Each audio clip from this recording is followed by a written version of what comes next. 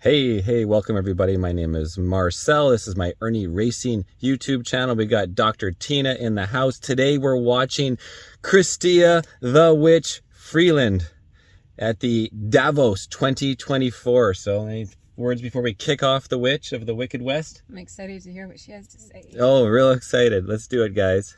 Let me now go to Chrystia Freeland, Deputy Prime Minister of Canada, Finance Minister, but before that, Foreign Minister, and then we were Trade Ministers together. And, once a Trade Minister, I think you still keep on your hard disk some of the very detailed negotiations. It's a very meticulous industry, to put it that way. Listening to Dr. Ngozi and also to Haldun and the bigger picture, Canada is an open economy. It's a G7 economy. Looking at trade and investments and revival of growth there, how important do you think it is? What are the measures we can take globally to do better? And what is Canada's contribution to this? And I also add those three questions, but you probably remember also Chrystia, she was given the task when Mr. Trump was president and there was a new trade policies and also the renegotiations of NAFTA, and you maneuvered that through. And I guess that's a competence that is also possibly useful in the years to come. Over to you, Chrystia. Well, thank you very much. Just to pause it right there. Do you remember when she went to the US to negotiate the NAFTA agreement for Canada? She got the worst outcome possible. I just want to add that, guys. We'll have to go back to that. Freeland, here she goes. Borgay, and thank you for the friendship between Canada and Norway. I know you're not here in that capacity, but it's a very important partnership for us. By the way, for those that don't know, the Nord Stream pipeline that was sabotaged, blown up, the environmental terrorist attack was done by USA in collaboration with Norway. Okay? So just go read the Seymour Hirst. It explains it all the details. Look, Borgay, you know Canada well, and Canada is an open economy. We are a trading nation. We're very proud to be able to say we are the only G7 country that has a comprehensive trade deal with every other G7 country. With Valdez, with Brian, I see Taro Kono of Japan. If we had a Brit here, with the Brits too. And we work hard to have strong trading relationships. We believe in them.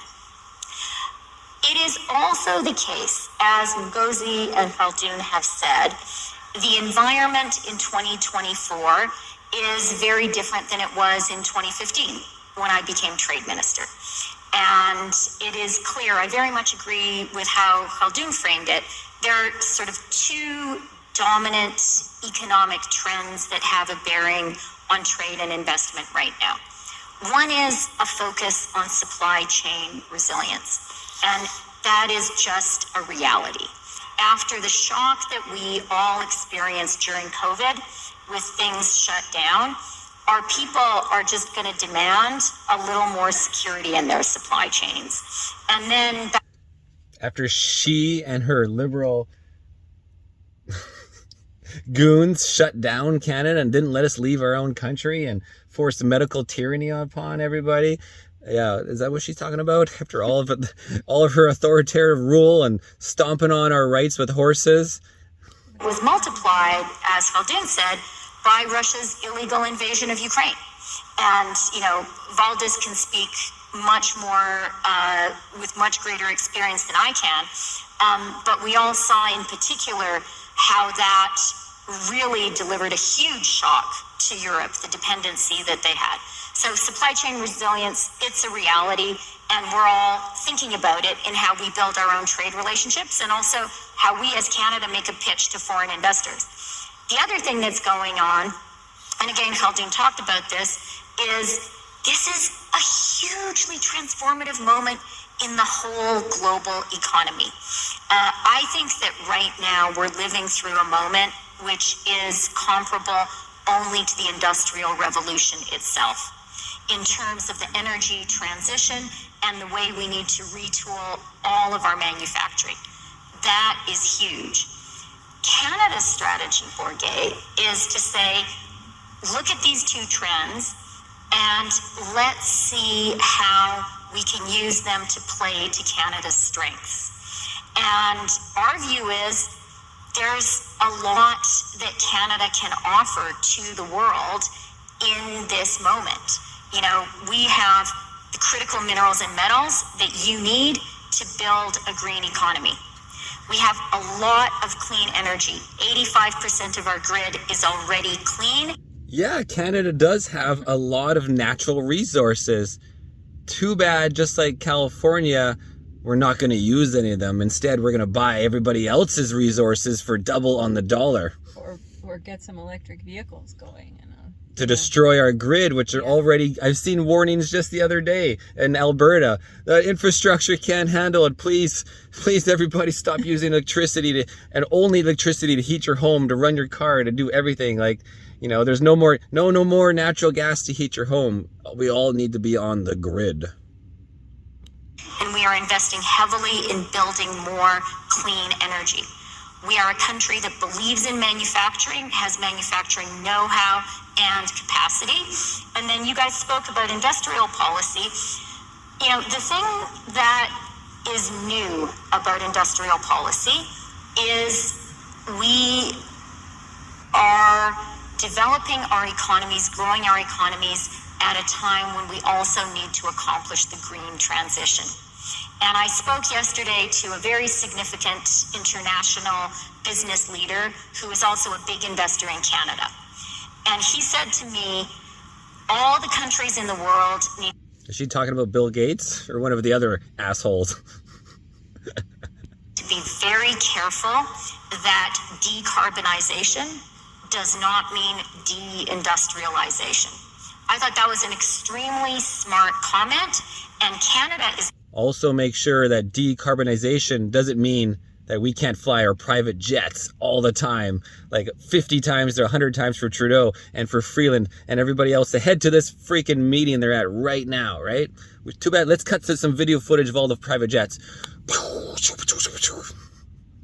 Absolutely determined that decarbonization for us will mean more jobs, more growth, more manufacturing.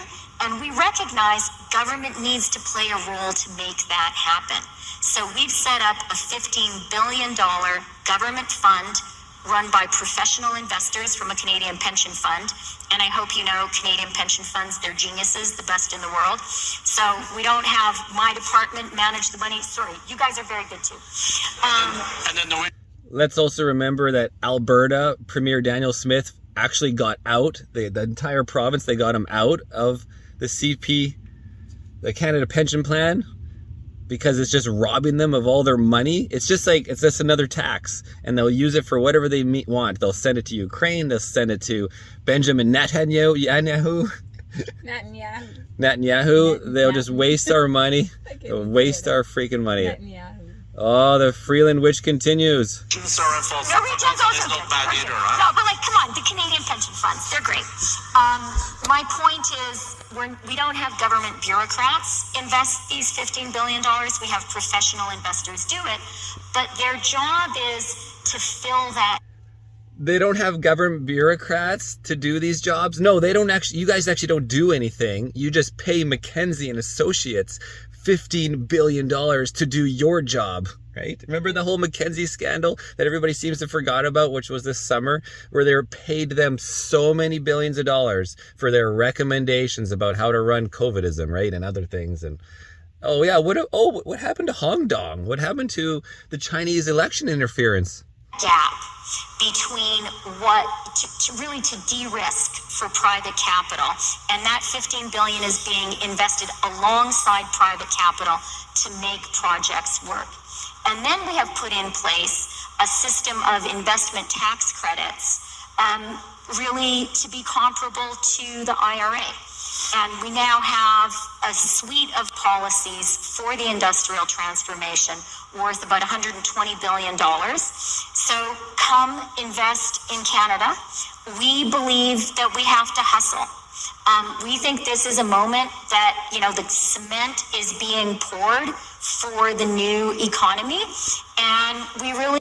I think she really does need to hustle, but because pretty soon the concrete will be pouring on top of her. They know they're on their last straws, and they're just the final push. Remember, they pushed all the censorship bills of the internet. They pushed the news censorship of Canada News.